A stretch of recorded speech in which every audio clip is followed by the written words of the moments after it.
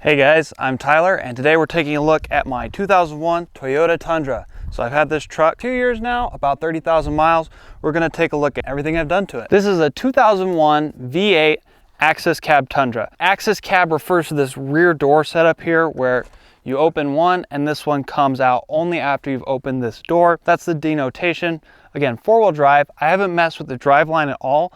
As far as I know, it's open diff and open diff on the front. For starters, this is my coastal off-road bumper. You can see that it's got a really high clearance approach compared to the factory bumper. So why did I get this bumper? Well, there's not a ton of winch compatible bumper options for the Tundra. There's the ARB, but it's a little chunky. Some of the other ones require modifying the attachment points on the truck. This one's pretty straightforward. It's a weld it yourself kit. I had a local fabricator weld it and then I painted it myself. I chose a bumper that came with the headlight protector as well as the grille protector in case I hit any wildlife. This is also what I thought would look best on the truck. You know, I wanted a plate bumper. I didn't like the look of two bumpers, so this was the go-to. This bumper, you can retain the factory skid plate. So that's what I have right there, the factory skid plate. For painting it myself, it's turned out pretty good. Just about everything is held up. There's a bunch of bug spots on it right now. This was a little oopsie. This is just from the bumper getting nicked up. You are gonna notice rub spots over here where it's gonna rub paint off. Really beefy. It uses lots of factory attachment points here. You can use up to 4 up here, and then there's 2 on the sides right here. So for suspension, I've got Bilstein 5100 with Old Man Emu 2885 spring. They're good for about 2 inches of lift. I've had these for almost a year now. So far, no complaints. They've held up well. They're great for truck camping, off-roading, general driving. They get the job done. It was only 600 bucks for a set fully assembled. They were easy to align, no problems. So I've been very happy with them. You can tell it's kind of higher than stock, and I was able to keep my upper front control arms. The truck's level, it rides fine, but nothing special here for suspension. With this amount of lift, I'm able to keep the factory upper control arms. Tire fitment's fine, so no problems there. Super skinny tires mean you can fit factory upper control arms on a little bit of a lift. And for these Bilsteins, this was really one of the best options. There weren't many fully assembled options that were cheaper or had a better reputation. Old Man Emu's right up there for about the same price, and Eibach does okay. But with the Bilsteins being adjustable, working with the OME springs, this was almost a no-brainer on my price point. So in the back for suspension, I've got an Icon Add-A-Leaf with Bilstein 5100 shock. Took out the overload spring, I added the Add-A-Leaf. This is the only mod that I wasn't quite happy with. You see, I wanted the truck level, and honestly I probably wanted a little bit more than level. This setup only added about a 1/2 inch of lift despite advertising 1.5 inches of lift. I think it's 1.5 inches of lift when you use it on a Tacoma, which this part also works for. I don't know, it just wasn't quite what I was expecting to happen. It rides really well though. I have no complaints with the ride quality or anything like that. I just expected it to lift a little bit higher. It rides honestly really good. The Add-A-Leafs did a lot for the ride quality, and the shocks help too. This is the only one that's on the truck that I'm like, maybe this isn't a long-term solution to what I'm trying to do. Especially if I start hauling more gear or anything, I think it's gonna start sagging and the truck's not gonna be level anymore. So these are 235/85 R16 Falcon tires. I've kind of been a Falcon fanboy. They're my first off-road tire, and so I had to go with them again once I got these on the Tundra. 235/85 R16. These are the Rubitrek models, so not the Wild Peak. That's the one that almost everybody goes for. I was trying to find a skinny size. 235 is really skinny. It's skinnier than factory.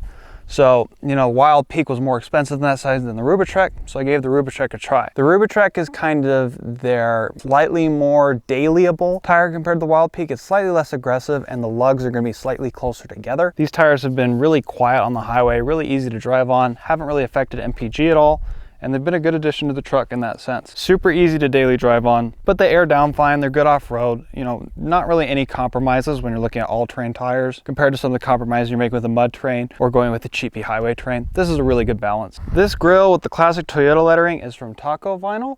I was the very first one to get their 00 to 06 grille. It's held up, but not really.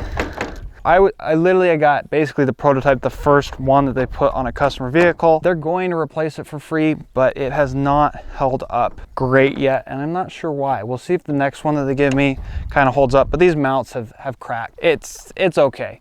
It looks really good, but it's been flimsy. Inside the headlight here, we've got the Co-Light LED headlight. These are mini projectors, so they are not like your typical projector retrofit that's, you know, a couple hundred, 400, 500 bucks. You get that nice big projector on. They're in between, so it's not the same problems as an LED bulb where light scatters and goes everywhere. These provide a much better light pattern without all the scatter. They're not going to be quite as bright, as intense, or as perfect as projector retrofits, but they have been pretty darn good for 60 bucks. I've been very happy with them and pleasantly surprised. If you're not doing a projector retrofit and you do want better headlights, these are really your only option. I wouldn't stick with old halogens and I wouldn't go to normal LED bulbs. I would definitely get these mini projectors. Moving to the back of the truck, I've got this old Covermaster shell. I don't even know who Covermaster is or when they started or stopped making shells, but the reason I got it is these wind doors. Oh my goodness.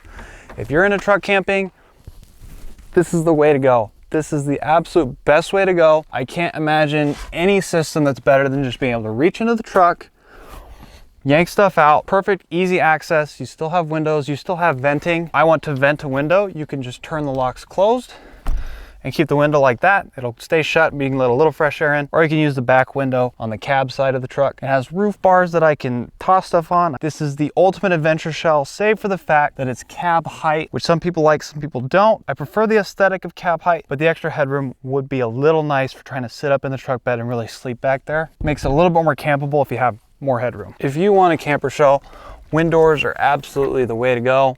I just had to replace the struts. This thing was a great deal. This camper shell is only 400 bucks, which is cheaper than some of the other less nice ones that I'd bought in the past, including my soft topper, including my other fiberglass shell. This was the cheapest one, but this is clearly the best one I've had so far. At some point, it would be nice to have it matched to the color of the truck, but the white's not too offensive. It's a pretty good pass. Doesn't look too bad. So I keep tools in here. I have a tool box right here with the tire kit, and then I have another tool box behind that. This actually fits my air compressor, some other front end service tools, spare parts, things like that. The high side, perfect for storing stuff under. The low side is great for sleeping on. I've got a cutout for my camping stove right here. Keep a cubby for propane because I carry stuff so often that I just have a little cubby there. Got extra, a little shelf here. This is where I like to put my stuff when I'm asleep at night, you know, contacts, whatever, toiletries, but it's full length, it fits me. I've got cubbies. Those cubbies over there fit a fan, some garbage bags, more propane.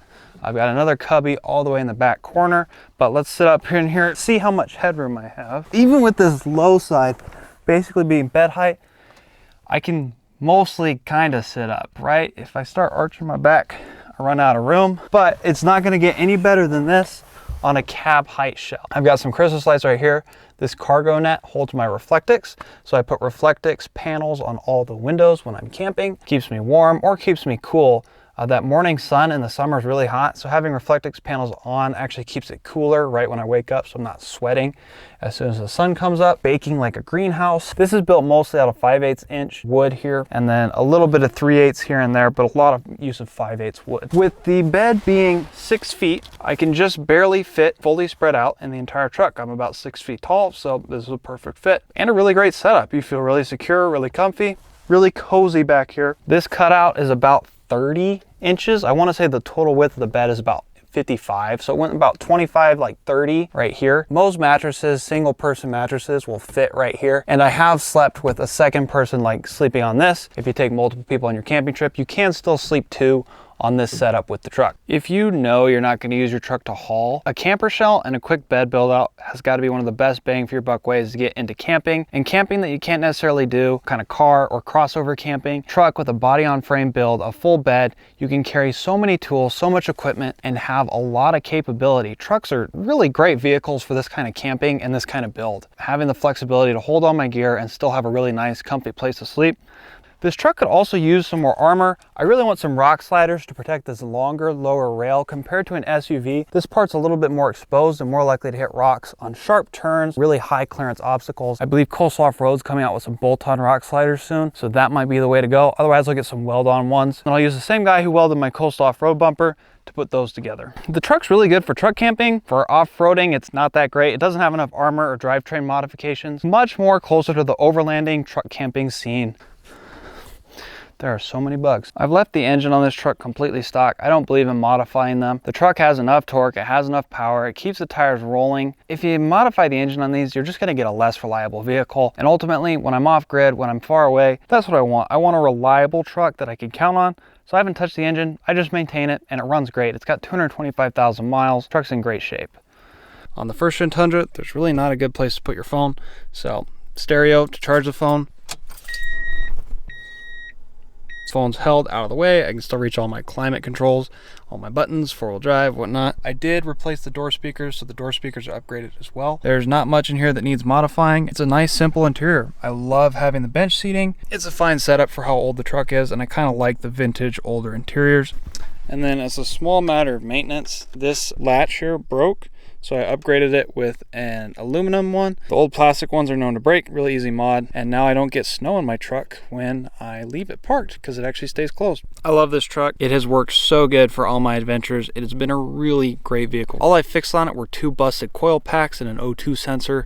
Other than that, it was preventative maintenance like lower ball joints, timing belt, water pump. This truck has just worked and ran and ran and ran. It's been a workhorse for the last 30,000 miles. And I gotta tell you, this has gotta be one of the best platforms to get into truck camping on. I love it. If you're a truck camping enthusiast like me, you're into first-gen Tundras, be sure to check out some of my other videos. I have a lot of content on these, a lot of truck camping trips. Go check that out. Otherwise, thank you so much for watching, and I will catch you guys in the next video. See ya.